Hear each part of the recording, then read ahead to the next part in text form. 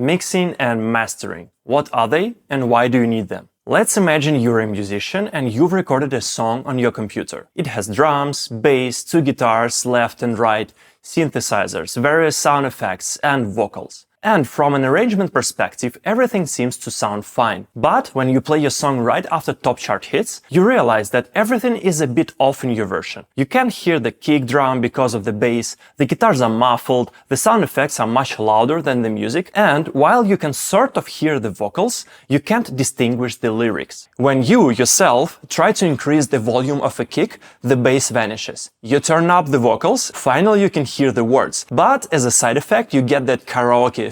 Something in the arrangement randomly hums in a weird way. The guitar is whistling sometimes, and most importantly, the entire song lacks so-called cohesion. You can't exactly explain what's wrong, but you feel like all the instruments are just mashed together. Instead of giving the impression of a polished song, similar to what you hear on streaming services, yours sounds more like a live recording from a rehearsal space. Everything sounds and feels this way because your track is not mixed. And that is why it's time to export all your tracks one by one and hand them over to a highly trained individual, known as a mixing engineer. They will find and cut the frequencies on the bass instrument that are overlapping with the kick, but in return, they will carefully boost the bass sound somewhere else. They will compress only those instruments that require it and leave the ones that already sound good as they are, and process the vocals so that they really feel like a part of the song, and you will finally be able to distinguish the lyrics. Not a single audio track will be too loud or too quiet. At any given moment, the listener will be able to focus their attention on the instrument that caught their ear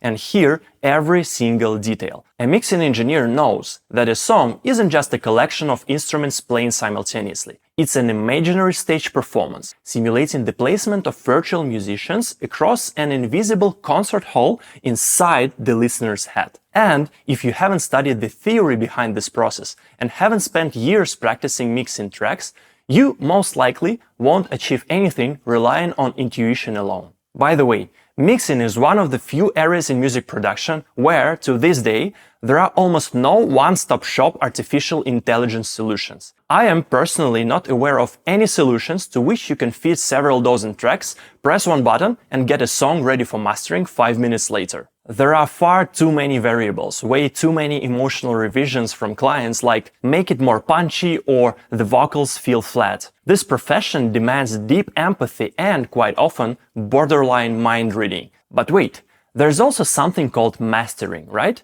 Give me 3 more minutes.